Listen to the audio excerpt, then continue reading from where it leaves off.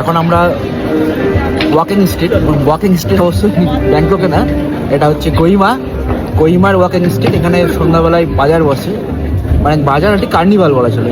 এটা 1 ডিসেম্বর থেকে 10 ডিসেম্বর অবধি হর্নবিল ফেস্টিভ্যালের জন্য এটা এই পারমিশনটা দেয়।